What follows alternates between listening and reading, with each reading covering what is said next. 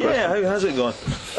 Ace, yeah, it's got ace. I mean, apart from the bits that are painful and cold and the injuries I'll carry for the rest of my life, I've had a lovely time. Yeah. I've always been in love with Edinburgh. So, you know, I came as a student again and again and again. I slept on floors constantly. Did show after show here to empty halls, and then I came back as a professional actor on stage doing part of the official Edinburgh Festival, which I didn't know existed when I was a student. And then I came back as an actor in a few films, the film festival. Whenever I heard it was going to Edinburgh, I'll come. Well, how did you get involved in Case Histories? How did this come to you?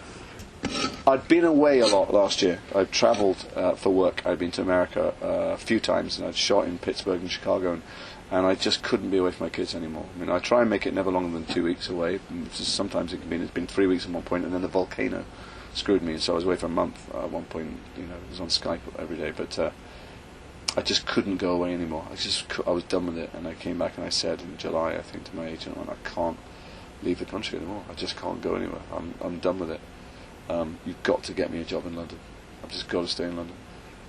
And so he phoned around the BBC begging, throwing my name in throwing my hat in every ring there was.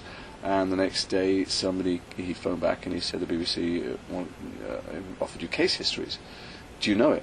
It's based on some novels by Kate Atkinson, and it just felt like one of those strange magical moments where you should hear a harp, because I do all the audiobooks for Kate Atkinson, so it's my voice you'll hear if you buy the CD, playing all 300 characters, struggling to come up with 75 different Edinburgh accents. So you couldn't, I couldn't say no to it. It felt like some strange, oddly fateful thing. And then I went to see the people who are making it, who have very impressive track records. Alison Owen and Ruby Films have had their names on pretty much all the best independent British films for a long time, and recently some very classy telly. And we were chatting about the scripts and the books, which, I'm not particularly well read. My wife is the well read one. I read scripts and newspapers all the time. But I knew these books inside out, which, so I felt rather smug about it. And I was in there talking about the scripts a while and how it might work and what I felt needed to be changed to bring them to the screen, and the writer Ashley Farrow was there, who's a brilliant writer who'd written Life on Mars, and we seemed to be of a like mind, and then about 2 hours in, Alison Owen, producer, said, and I think what will really help us, and it's magical, is that Edinburgh is almost like an extra character in this piece. And I went, this kind of big pause, and I went, Edinburgh, the city? She said, yeah. I said, in Scotland? She said, yeah. And I went, in these stories? She said, yeah, why? And I said, and then she went, oh, you have the pre-Edinburgh drafts. I said, yes, I do. Oh, yeah. She said, well, is that a problem? It's all set in Edinburgh now. We've moved it from Cambridge, because the first book was set in Cambridge. Yeah. And I went, it took a split second, nanosecond, during which I realised I could at that point say, I'm really sorry, but one of the main points of this is me to work at home and see my kids every night. And I flashed forward to a world in which I wasn't playing Jackson Brodie, and it just was unpalatable. I couldn't take it, and I said, well, can I come over the weekend? She said, of course you can. Well, your family can come and visit you. And it's just only an hour flight, and I suddenly felt like not only was I, not only did I want to play it, I actually felt like a better way to be a father and a husband, to be off working obsessively during the week, and then to go back and be crazy weekend dad and pack it full of activities, which is what I've done since September. So that's how it came about. Cool. And so the other aspect of this, if you want to do a 93-page article, is that I've been offered lots of detectives in my life. Most actors have, if you've been around a while. And I've never done one, because I'd never thought that I'd make them interesting, because they weren't interesting on the page.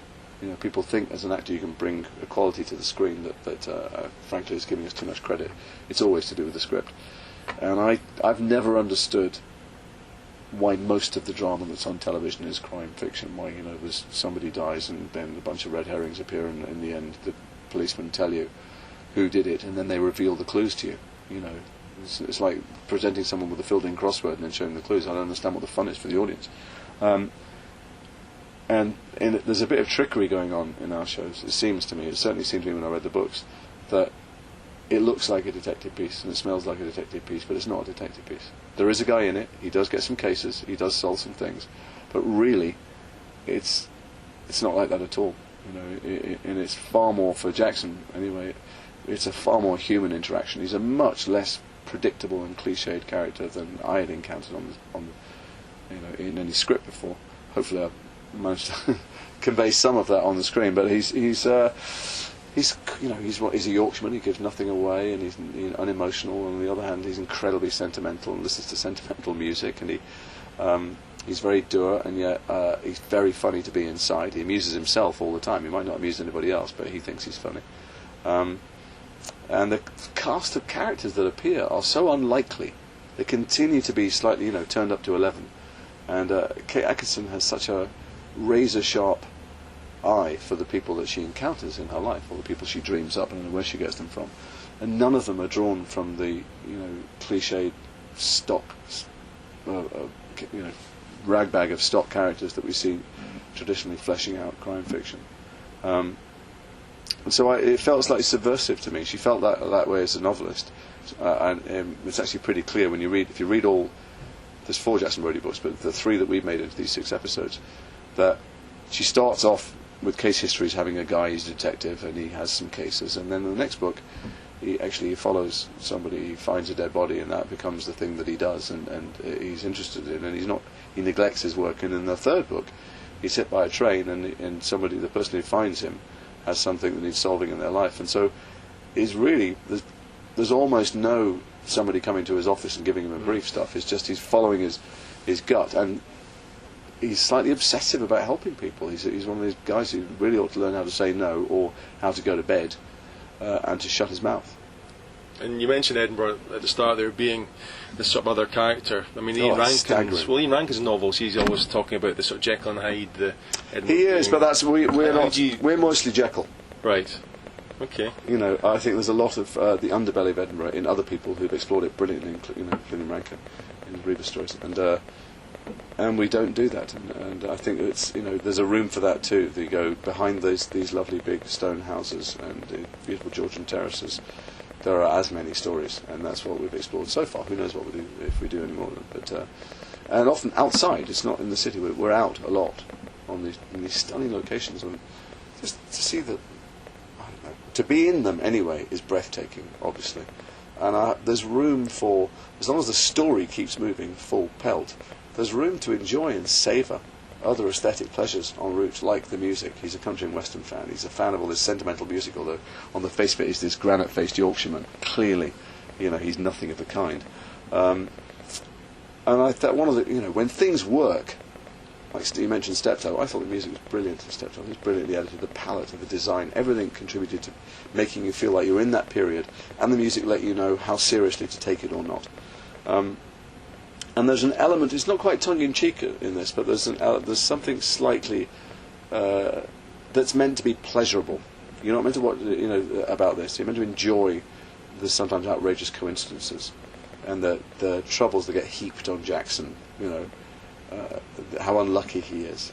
And I think the music in this lets you know quite the world that you're inhabiting, and it's going to work very well for us. Well, the fans of the books will watch and they'll go, blimey, it's nothing like the book, but but it's everything like the book. And in order to really do books justice, you have to take the flavour of them and then turn them into what they are.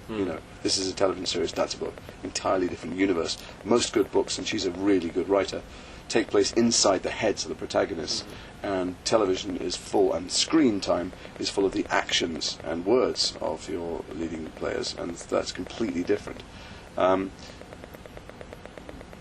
But it's not made for the fans of the books. I think they'll like it and love it too. But it should be made for people who've never heard of Kate or all those books. And I fancy that it's got something about it that makes it have a different character from the other stuff that we've seen. We think that.